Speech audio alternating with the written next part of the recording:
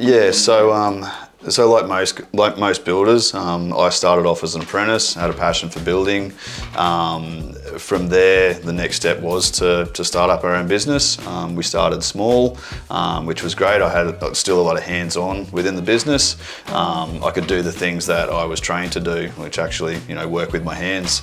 As the big business grew, that's when my mind had to shift from being on the tools, doing the things I enjoyed, to being in the office and doing the things that I had to do.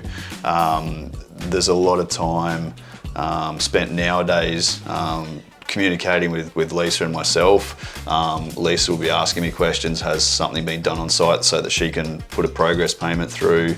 There'd be things like clients ringing me, emailing me that after hours, wanting to know things. So using Witzer has allowed us to have all of the information in one place, so that Lisa doesn't have to contact me as many times as she used to. The clients don't have to email me after hours, so I'm getting less phone calls, less emails, less distractions, to allow me to focus on things that are important in the business. So it was probably 12 months in. So Lisa's always helped out right from the start. We were obviously quite small when we first started, but the unpaid worker. Yeah, that's right. She was our cheapest employee for quite a while. Yep.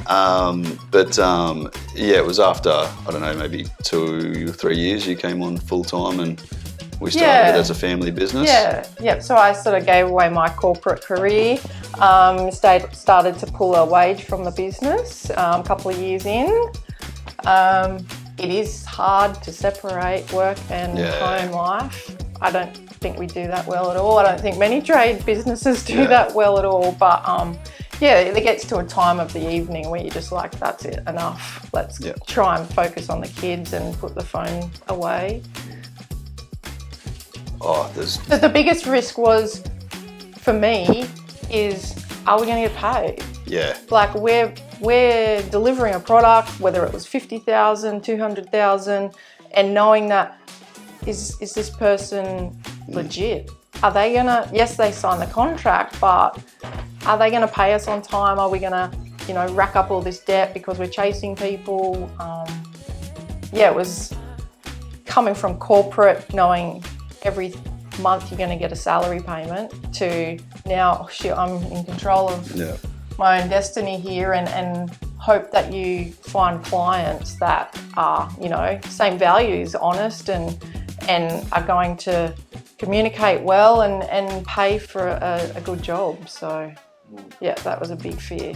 For us, there's been times where you get to that back end of the project and the clients have got a plan set and it's not what they envisaged. So turning this, 2D drawing into real life, and you go through those months and months and months, and they get to the end and they go, oh no, that's not how I want it. But what that's doing is now holding up a payment because that their vision didn't align to the plans, or something has gone amiss through the comms, and now we're at a point where, hang on, we're here carrying 100 grand's worth of debt. We need the payment. But if it was sitting in an account, I think it for me is, okay, like, we've just got to work through this, as opposed to, now we're going to have to go to QBCC, and now we're going to have to go to QCAT, and then there's no guarantee of getting it. As opposed to, I feel like if it's sitting in that holding account, it's now just a communication thing. Like, they've committed the funds, they're sitting there, we've just got to work through the finer detail of what do they need from us to get that practical completion released. Oh, the client gets to the end and goes, oh, sorry, we've run out of money. Like, well, we've had it before.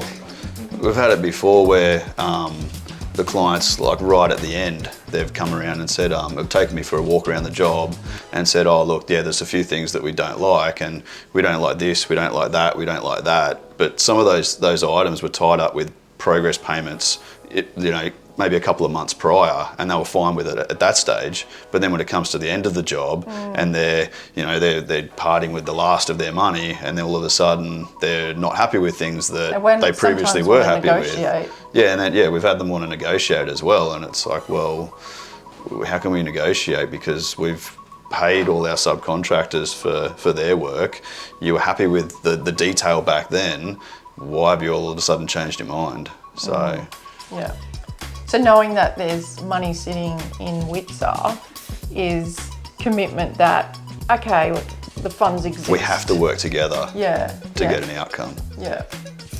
I was going to say, like, I think if we took the approach to the client by saying, hey, look, don't pay us a deposit and put that money into the Witzer holding account, that gives the client trust that we actually run a business that's profitable to be able to fund that first initial startup stage of the project.